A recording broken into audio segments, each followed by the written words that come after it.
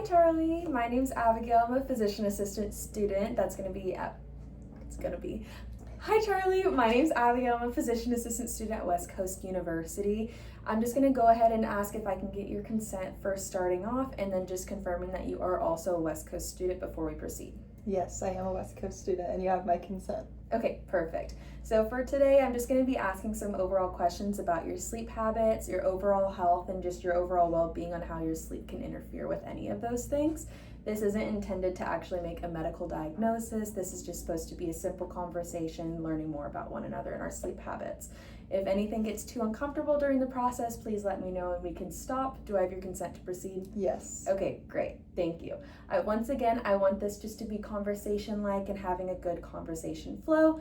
So go ahead and what brings you in for today? Well, for the past year, I've just been exhausted no matter how long I sleep. And my boyfriend tells me that I snore really, really bad. Ugh, well, I'm sorry you've been dealing with that. It really sounds like your sleep just hasn't really been that restorative. Can you tell me a little bit more about what you've been experiencing? I would say I usually get like 7 to 8 hours of sleep, but I just feel like I don't know. I wake up and I feel like I've barely slept any. I'm always tired, and then in the afternoon, I could just fall asleep. Okay. At my desk. Okay. And when did you first start noticing all those symptoms? About a year ago, but it's gotten worse the past 3 months, I'd say. Okay. Did anything change like the past 3 months that could have made it worse? Now that you mention it, I just got done with midterms. Oh, okay. And finals are coming up, and I don't know, I'm just a stress eater, and I think a lot. It's hard for me to like fall asleep, and I just eat and eat. I've gained 20 pounds, and I can't exercise. Okay, well, it really sounds like your schedule and all these things going on have really been impacting your sleep and your overall just health in general. Would you mind telling me a little bit how often have you been having all these symptoms? Pretty much every night. Okay, thank you. Okay, Charlie, I'm just going to ask you a couple more questions, okay? So your boyfriend, whenever you're sleeping, does he notice anything happening while you're sleeping? He says that I just snore so loudly at night that it wakes him up, and then sometimes he'll notice that I stop breathing and like choke and gasp, make all these crazy noises. Okay. Since you said that you're like choking and gasping, like has he ever been super concerned and felt like he's like waking you up in the middle of the night because of it? The other night he woke me up in the middle of the night to make sure I was still breathing and doing okay. He was he's pretty nervous. Yeah. How many times a week do you think that happens? Like the waking up, like gasping and choking? Probably 3 to 4. Okay. Yeah. All right. And then do you wake up with any like headaches? Is your mouth dry? Any other symptoms that could be going on? My mouth is usually pretty dry, and I usually have a headache, but I've had that for a while. And how many times do you think you wake up in the middle of the night too? Probably 3 to 4-ish. Okay, and then during those times, do you ever like wake up to go use the restroom as well? I mean, I'm already up. I might as well use the restroom. Understandable, of course. And then last question, do you feel like you've ever been like pretty restless, have any restless legs? Or since you are having some sleeping troubles, have you noticed your boyfriend tell you that you ever sleepwalk? No, I don't think I have any of that. Okay, thank you. Charlie? It's okay. How has this been affecting you during the day, like your sleep and everything? I'm just exhausted all the time, like you can just see. I mean, I just almost fell asleep right now. And it's just it's hard to focus in class, and I'm just making a lot of mistakes lately. Okay, that sounds really frustrating, and I'm sorry you're feeling that way. Can you tell me a little bit more about how you're feeling emotionally with everything? I've just been irritable, and I hate it because my boyfriend and my friends want to hang out, and I'm like, no, I don't want to. I'm so tired. Like, they don't understand. Yeah, I 1,000% hear what you're saying. Chronic fatigue can definitely affect like your mood as well as just your schedule in general. So I really don't want you to feel alone in that thought whatsoever, okay? Have you ever found yourself falling asleep unintentionally? Oh yeah, I fall asleep all the time at night, like when watching TV, like, and I'm not meaning to go to bed yet, and then I'll just wake up next morning and I'm like, oh wow, I'm asleep on the couch, not in bed. Yeah. And then the other day I was driving home from my boyfriend's house and I almost fell asleep driving. I had to like pat myself awake. Okay, well, thank you so much for sharing all of that Yeah. with me. I know fatigue or just being tired can be seen as something just a little bit minor, but I do want you to be aware that especially driving when we're tired can become really, really dangerous. So, for the time being, until we get all your symptoms figured out, I just want to make sure that you maybe have someone else offer you a ride to work, such as your boyfriend or even one of your friends, till we get everything sorted. Okay. Okay, Charlie, walk me through a typical evening before you go to bed. I usually get home pretty late, eat dinner, watch some TV, and then just scroll on TikTok before I go to sleep. Okay, would you say you keep that same schedule like on the weekdays as well as the weekends? Not really. I stay up way later on the weekends. Okay, and then on a day-to-day basis, do you drink any caffeine at all? Yeah, I drink 3 cups of coffee every day and sometimes an energy drink if I'm like really needing it in the afternoon. Okay, what about any like alcohol, tobacco, any recreational drug use on the regular? I don't smoke, but I drink a few glasses of wine on the weekends. Okay, awesome. That's really important to know because sometimes alcohol can also help relax in those muscles in our throat. So that can also sometimes lead to any of those snoring problems. So it's just something that I wanted to disclose with you. Okay. Okay, Charlie, I'm just going to ask a couple questions about your medical history as well as your family medical history.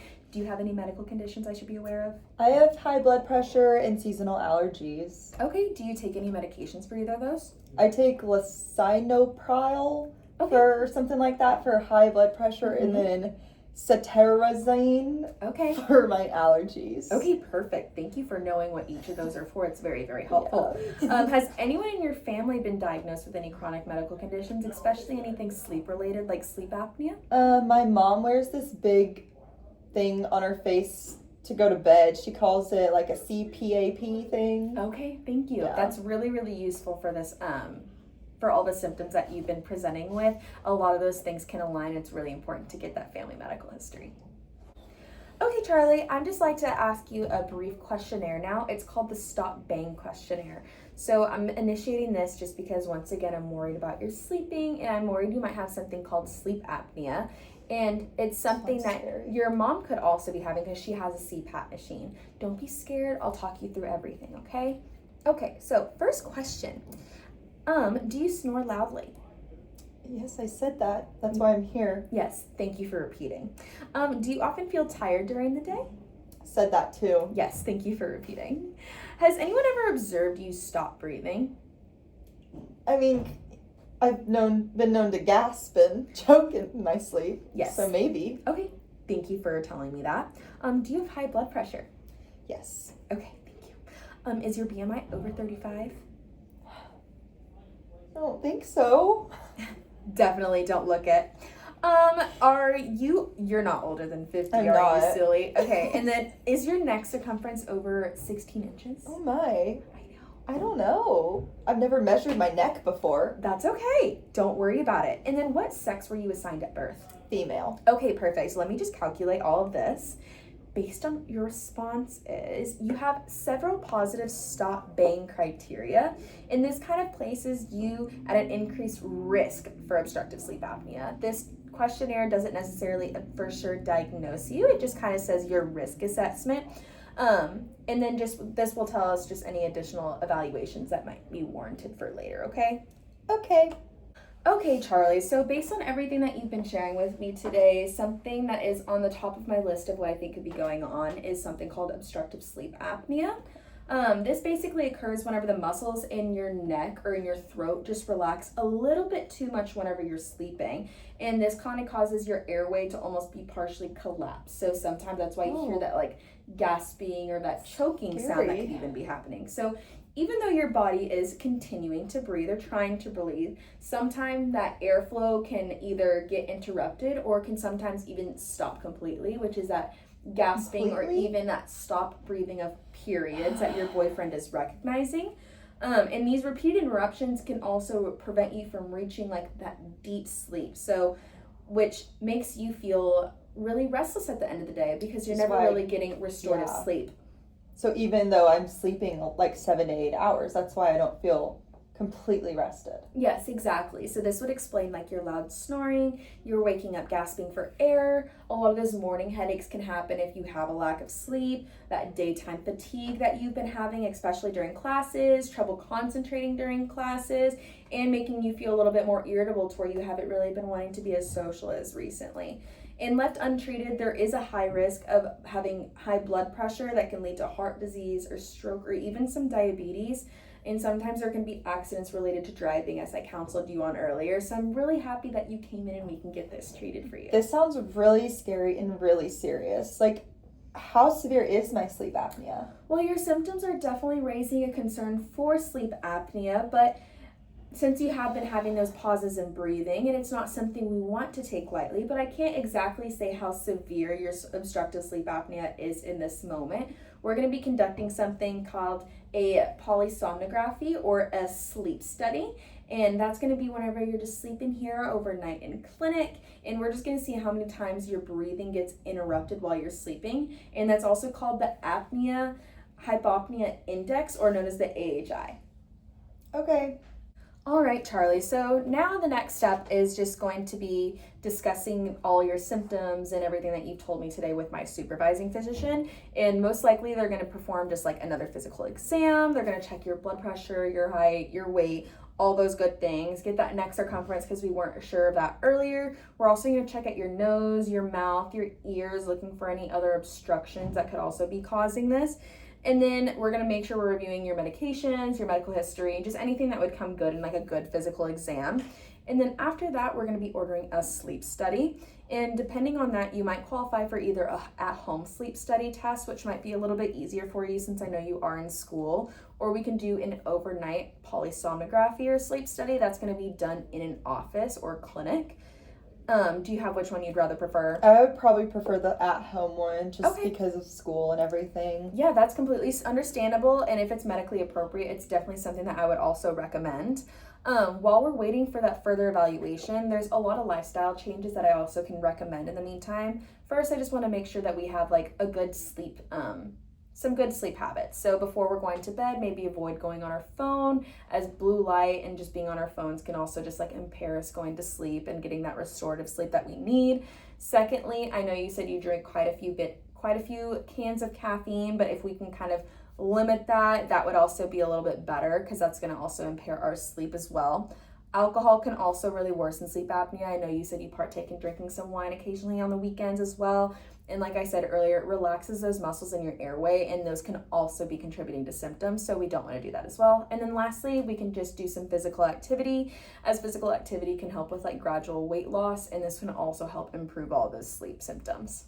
Thank you. Those are helpful tips. I've just been worried about coming to see anyone because I'm worried they're just going to tell me to lose weight. I know. Thank you for sharing that with me. And my weight is just one factor that can contribute to sleep apnea. And I don't ever want to blame you for having a syndrome that you honestly couldn't control, because it's not just one thing that would contribute to it. My goal is just to support that you have some healthy lifestyle changes. What type of activity do you think would be realistic in your current schedule? Maybe I could try to walk after dinner or something. Yeah, I A few think nights a week. I think that's an excellent place to start, okay? And so now I'm going to go ahead and talk about your treatment. Do you have any questions about this so far? I guess what happens if I do have sleep apnea? Like, do I get treatment? What is that? Yeah, so the treatment's just going to depend on how severe your symptoms do proceed with. But the most common treatment is going to be something known as a CPAP, which is something similar that your mom wears. It generally just pushes air through a mask while you're sleeping to keep that airway open so you don't have those gasping and choking episodes. Okay. Yeah, she said it was really uncomfortable at first when she got it. That is a very common concern. Some people need a little bit of adjustment to wearing a new mask, but there's a bunch of different sizes and styles that can also help with comfortability as well. Okay, thank you. All right, Charlie, before we finish everything, I just want to make sure that the plan I'm going to make for you is going to be something that is okay with you. So I'm just going to kind of make a summary of everything. So you have shared that you are Hispanic and that in your family, snoring has been viewed a little bit as normal. Your mom does wear that CPAP machine, and I want you to thank you for sharing that perspective as well. Different families and different cultures can have different beliefs about some health conditions, and I never want to make any assumptions about anything either. My goal is just to provide some information about the scientific background about everything. Those are also You've also mentioned some concerns about cost and since you are in school, as well as some transportation difficulties because you have been a little bit drowsy, and I recommended earlier about maybe getting a ride with your boyfriend. They are all really important social determinants of health that can all affect access to care, but we want to work with you with like insurance coverage if that is needed, and we'll be able to connect you with financial services. I can get you connected to social work if any of that is needed. Let me know if any of that is not. And then if CPAP therapy is recommended at the end of your sleep study, we'll just want to make sure you know how to use the equipment and all of that. Is there anything else that worries you about getting evaluated with us? I'm just mostly worried about missing school and paying for everything, but you did a good job explaining about how you'll get me with someone that can help. Yeah, those are all very, very valuable concerns and reasonable. So we're just going to do our best to find a good evaluation and treatment plan for you, okay? Perfect. So I know I've shared a lot of information with you today, just so I know that I explained everything clearly. Do you mind just telling me a little bit in a brief summary about what I've told you about your condition? Yeah, so I learned today that my symptoms are probably caused by something called obstructive sleep apnea, which is similar to what my mom has, I think. But we have to do this sleep thing to make sure, because you can't really diagnose it yet. And then I know that I need to improve my sleep habits, avoid driving when I'm sleepy, talk to the supervising physician, and then just maybe I'm going to start going on walks after work, limiting my caffeine intake, and then I'll try to get fitted or something for a CPAP if needed. Yeah, that all sounds like an excellent summary. Until you are evaluated, if you experience any chest pain, difficulty breathing when you're awake and not while you're asleep, if you're fainting or having any other concerning symptoms, please seek immediate medical attention and go to the emergency department. But in conclusion, our plan today is just going to be make sure you follow up with that supervising physician, get that physical exam done, go ahead and get that sleep study arranged, and then we'll go ahead and address any barriers such as like cost or transportation. We're going to go ahead and begin those sleep study habits as well as those lifestyle changes. We're going to avoid while driving, as you once just told me. We're going to continue monitoring your stress as well as your mental health, and then we're going to review treatment options after that sleep study comes back, like that CPAP machine. Does that sound good? Yeah, that sounds great. I don't really have any other questions or anything for you today. Okay, well, I'm glad to hear that. Thank you so much for being so open with me today. It was really a pleasure taking care of you, and it was super nice to meet you. You too. During this interview, I focused on using patient-centered approach by introducing myself, explaining the purpose of the interview, as well as getting Charlie's verbal consent before asking any of these personal questions.